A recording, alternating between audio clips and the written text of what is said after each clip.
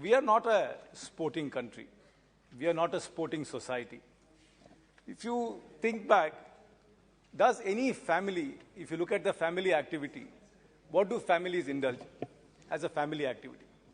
They would perhaps go out and eat at a restaurant, or they would go to a temple together, or they would go watch a movie together, or they will go and shop together.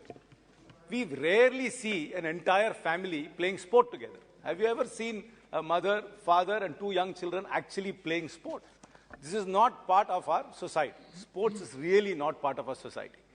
And our educational system, which is based on this exam, tuition, and homework, is the greatest impediment for the growth of sport in this country.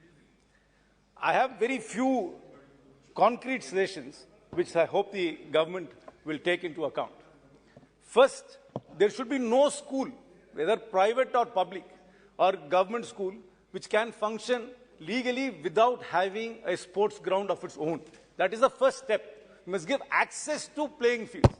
There are so many schools in this country which are in building blocks without playing fields. Second, physical education teacher is compulsory in every school, and he must be given the respect the maths teacher gets. He must be given the respect that the chemistry teacher gets. In most schools, the physical education teacher is only used to catch late-coming students or to punish students who are in detention. There is no respect for physical education teachers. First step is to start the society, the educational system must start respecting the physical education teachers.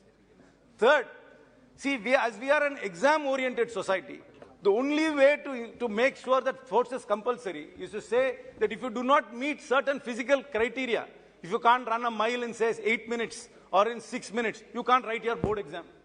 And if you have to write a board exam and you have to pass the 10th standard board exam or a 12th standard board exam, you must have compulsory physical education as part of a subject. And if you do not meet that physical condition, you cannot write the board exam. Until you make it compulsory, in this country, no mother will send their daughters to play. First of all, they will say, you'll get dark, so don't go play sports. That is again another cultural thing. You'll get dark.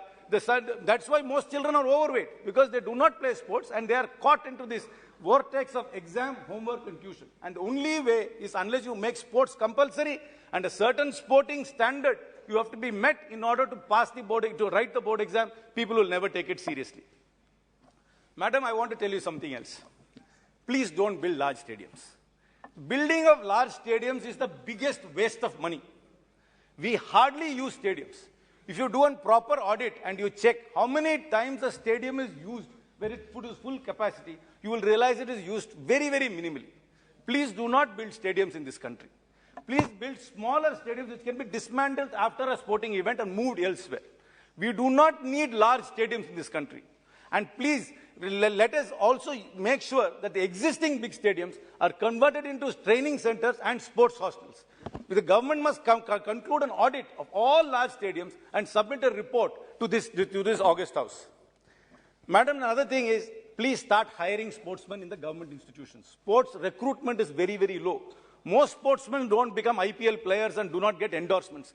They have their playing career and their playing career ends and there is no social security for them.